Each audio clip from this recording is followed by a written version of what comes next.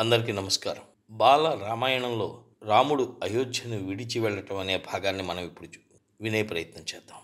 రాముడు అడవికి వెడతాడన్న వార్త అయోధ్య అంతటా కార్చిచ్చులా పాకిపోయింది. నగరంలో విచారం వ్యాపించింది. స్త్రీలు, పిల్లలు, చివరికి ముసలివారు రాముణ్ణి విడిచిపెట్టలేక కంటతడి పెట్టారు. విచారంతో చెట్లు తలలు వంచాయి, పువ్వులు వాడిపోయాయి, మౌనంగా పక్షులు ఆకాశంలో ఎగరసాగాయి. అంతఃపురంలో వివేకం కల సుమిత్ర కౌశల్యను ఓదార్చడానికి ప్రయత్నించింది. పాపం కౌశల్యకి మనస్సులో లేదు. 14 సంవత్సరాల పాటు రాముణ్ణి చూడకుండా ఉండాలి మరి. ఆమె దుఃఖాన్ని చూసి లక్ష్మణుడు తన కోపాన్ని అణుచుకోలేకపోయాడు. రాముణ్ణి అడవికి పంపాలన్న తన తండ్రికి మతిపోయిందా? కుమతి అయిన కైకేయిని తప్పకుండా శిక్షించాల్సిందే.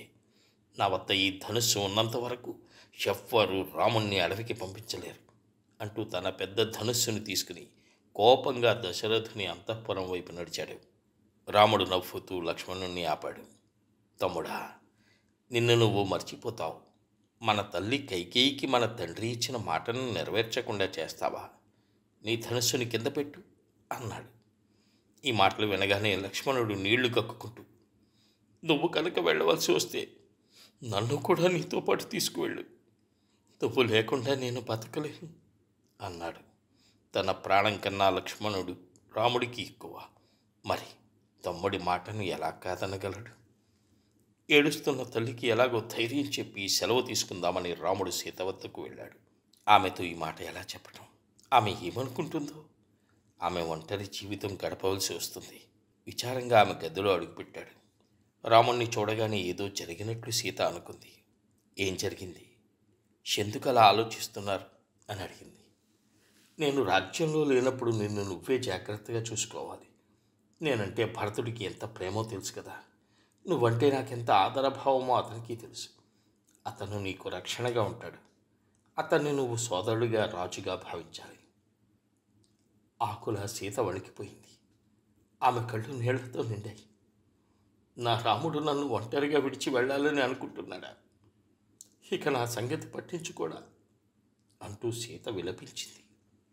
నిన్ను ఎంతగానో ప్రేమిస్తున్నాను కనుకనే అరణ్యవాసపు బాధల నుంచి నిన్ను తప్పించాలని నా కోరిక. అరణ్యవాసం అంటే ఏమిటో తెలుసా? రాళ్ళు, ముళ్ళు నిండిన దోవలు, క్రూర మృగాలు, చీకటి రాత్రులు. ఇదే అరణ్యవాసం.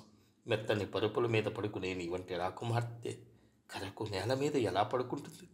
రాళ్లతో నిండిన ఆ బాటల్లో సుకుమారివైన నువ్వు వట్టి కాళ్లతో ఎలా నడుస్తావు? కనుక నువ్వు ఇక్కడే ఉండు. 14 ఏళ్ళు పూర్తయిన మరుక్షణమే నేను తిరిగి వస్తాను అన్నాడు రాముడు. క్రూర మృగాలు, చీకటి రాత్రులు, ముళ్ళ తోవలు అంటూ సీత మెల్లగా నవ్వింది. క్రూర మృగాలు, చీకటి రాత్రులు, ముళ్ళ తోవలు అంటూ సీత మెల్లగా నవ్వింది. మీరు నా పక్కన ఉంటే వాటిని చూసి నేను భయపడతానా? ఆ దుష్ట మృగాలు నన్నేం చేస్తాయి? ఎన్ని కష్టాలున్నా సరే నేను వాటిని లక్ష్య పెట్టాను. నేను మీతో వస్తాను. నన్ను తీసుకువెళ్ళండి, వద్దనకండి.